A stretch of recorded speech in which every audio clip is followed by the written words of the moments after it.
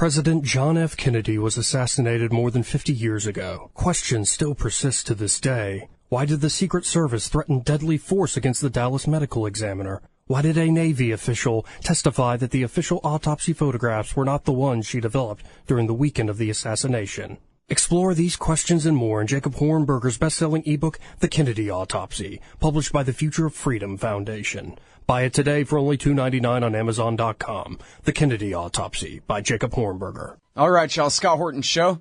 I'm him. Check out the website, scotthorton.org. More than 4,000 interviews now going back to 2003.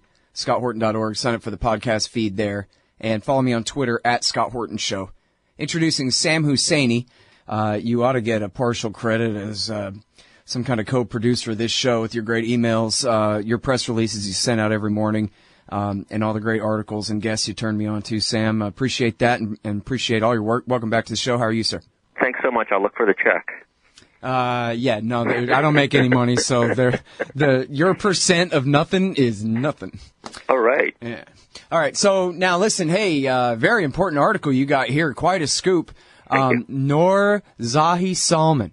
Everything you're hearing about me is a lie. Well, who's she and what are we hearing?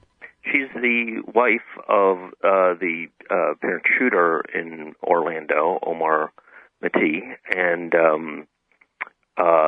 virtually every media outlet is saying that she has admitted to helping him buy a gun, helping him stake out the place, that she knew about the shooting beforehand. About 48 hours ago, all of those statements were made by a lot of media outlets attributed to anonymous government sources. Now they're sort of calcifying into conventional wisdom. In fact, what she's saying is that it's all one big lie, or a lot of big lies. She's telling the people around her, who I've been in touch with, and I've seen some of the texts that she has sent out, saying that it's all a lie. She did not know about the attack beforehand. She did not go to a gun store with him. They might have gone shopping together, and she went and got clothes for their kid, and he might have gone to a gun store, but they didn't go to a gun store together. She did not help him stake out the place. She doesn't like to drive. Everybody's saying that she drove him there. But actually, when you look at some of the reporting, it sort of backs up what she's saying about her not driving, really. So a great deal of this story is highly dubious. It is initially attributed to anonymous government sources. These are people, unlike my sources, who are genuinely afraid, and that's why they're anonymous. The government sources that are the apparent initial sources for this story are not afraid. They just don't want to be held responsible for their words. Mm-hmm. So they've put out all of this stuff, I think, for a number of reasons. In part, to to distract from the FBI's own failure to protect people, because the story, 48 hours ago was, hold on, you guys questioned this guy twice in the last couple of years, what's going on here? That's now off the agenda. Now the agenda is it's the wife's fault, and by implication, it's all these Muslims' fault, because they're not coming forward. They're not they're not pointing the finger at the violent ones against them, and it's being reiterated in brazen terms by Trump, and in slightly more subtle, but still, I would argue, insidious ways by Hillary Clinton. All right, now I got to say here, and I maybe should have said this in the introduction to the topic.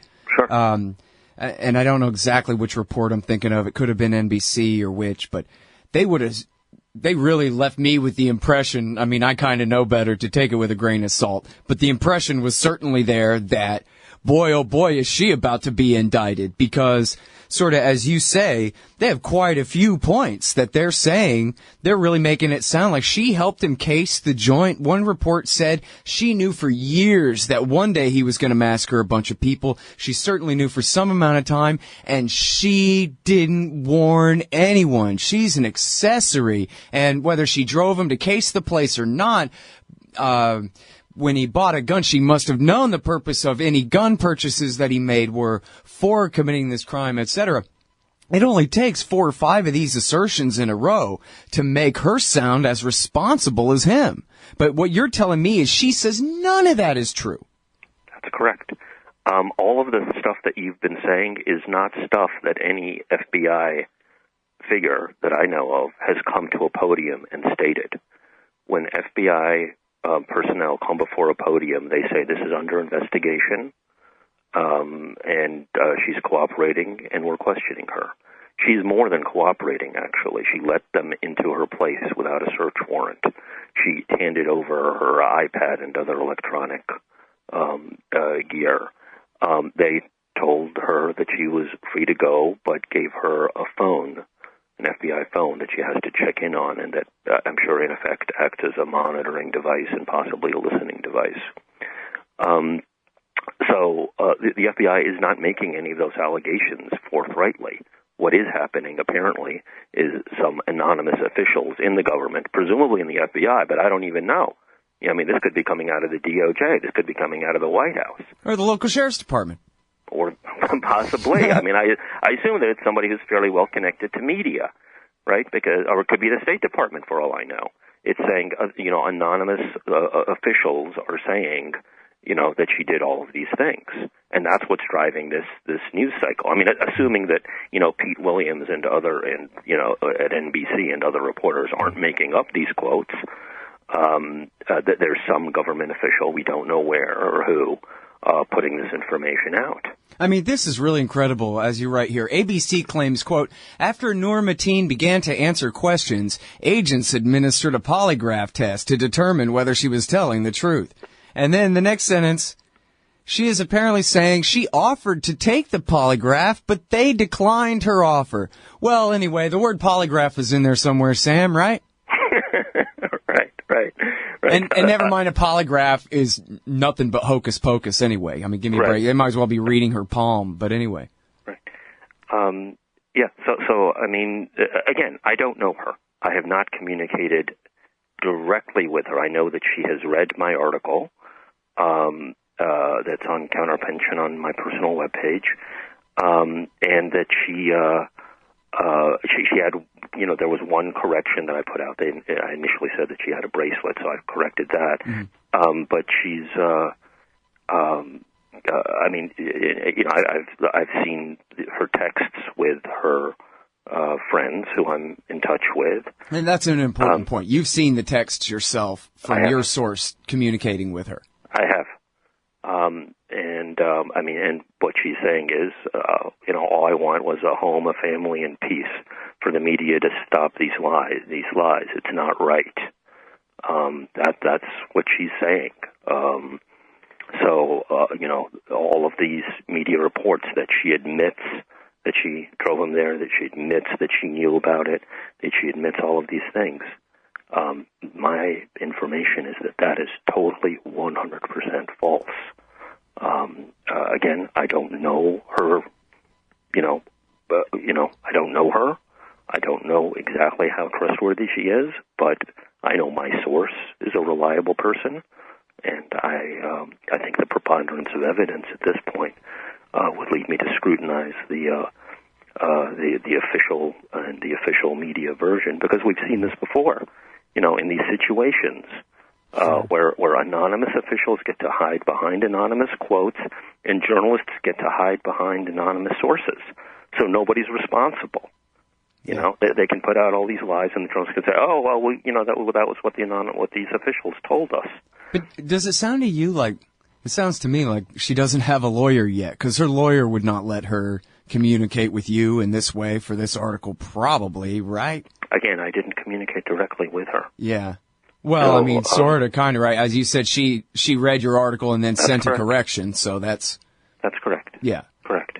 I mean, so, anyway, yeah. it sounds like if she had a lawyer, he would tell her to just shut up. It doesn't matter whether she's spinning this way or that, right? Yeah, well, I mean, lawyers, from a lawyer's point of view, the number one priority is to defend her legally and tell her not to talk to media. Some lawyers, however, understand the value of, trying to prevent the hemorrhaging of populating the public mind with disinformation, which is what the FBI seems to be doing, or somebody within the government, and in conjunction with major media outlets. So there is a value to that too. That I think some lawyers, it's certainly a lower priority, but that some lawyers appreciate the value of trying to mitigate the damage that's being done there to the public mind. Yeah, it could be. In terms of her case and in terms of general public policy. Because now the policy is set. The problem is the Muslim community. All right? That's the problem. They're not coming forward with the information that they have to come forward with. The problem isn't that the FBI failed. The problem isn't that U.S. foreign policy is, provoking things. The problem isn't homophobia. None of these are the problems. The problem is the Muslim community isn't coming forward to law enforcement. Yeah. Well, and this is such an important point. As you say, Donald Trump, you can get to the Hillary thing, exactly what she said. I'm not as familiar with that, but Trump certainly has repeatedly implied, sort of this, it's kind of shades of, 30s Nazi propaganda against Jews, really. That all Muslims more or less have this secret telepathy, and they all, work together and know each other and all share the same goals. And if a Muslim did something somewhere, you can bet that the Muslims around there must have known something. And I mean, God, this is a presidential candidate. I mean, that kind of a way of framing it is so out of line. But then, I'm familiar. You probably know this. There was a piece just a few months back by Michael Hirsch, formerly with Newsweek. I forget where he is now. But the reporter Michael Hirsch did this really long study of just how much American Muslims cooperate with the cops, and it's a lot. And virtually all Muslim community leaders in America are on a first-name basis with their local cops and their local FBI agents and all these kinds of things. Because, first of all, they really have no choice. But second of all, they're Americans. They don't want to harbor anybody who's going to attack anybody in the name of politics or religion or anything else. And they don't want their community to have to suffer the consequences of those kinds of things. So for him to pretend that if anybody knew anything, the whole community is just keeping it secret or something, it's just couldn't be further from the truth. Yeah, there are a lot of layers to this. There's also been the facets of some FBI things in effect acting as virtual, entrapment mechanisms. They'll pinpoint somebody in the Muslim community who might be vocalizing some legal grievance and then trying to, construct a case around them that they're planning violent activity, and that doesn't pan out. Colleen Rowley has written about this extensively, as have others. New York Times actually had a pretty good piece about a week ago about that phenomenon. I think that people need to be very careful in how they deal with law enforcement, as this case tells us. This woman acted, from every indication that I've had, incredibly forthrightly. Said, okay, you don't have a search warrant yet? Yeah, please come on in. I don't have anything to hide. Please look at my apartment. Here's my iPad. I didn't do anything wrong. Search all you want. And her reward for this apparently is being excoriated in every major media outlet as a accessory to mass murder. So my inclination would be to tell people, especially Arab and Muslim Americans, that you should have a lawyer present if you're talking to the FBI. So I think we do have to keep that in mind as well. Yeah. All right. Well, hey, good work. Very important work you got here, Sam. Appreciate it. Thank you, Scott. All right, y'all. That is Sam Husseini, and you can find him at husseini.posthaven.com. This one is called Noor, that's Noor Zahi, Zahi Salman. Everything you're hearing about me is a lie. You can find the link on my Twitter page as well. All right, Scott Horton Show. Find all the interview archives at scotthorton.org. More than 4,000 of them going back to 2003. You can sign up for the podcast feed there and all of that. Help support at scotthorton.org/donate. And follow me on Twitter at Scott Horton Show. Hey, I'll check out the audiobook of Lou Rockwell's Fascism versus Capitalism, narrated by me, Scott Horton, at audible.com. It's a great collection of his essays and speeches on the important tradition of liberty. From medieval history to the Ron Paul Revolution, Rockwell blasts our status enemies, profiles our greatest libertarian heroes, and prescribes the path forward in the battle against Leviathan. Fascism versus Capitalism by Lou Rockwell for audiobook. Find it at Audible, Amazon, iTunes, or just click in the right margin of my website at scotthorton.org.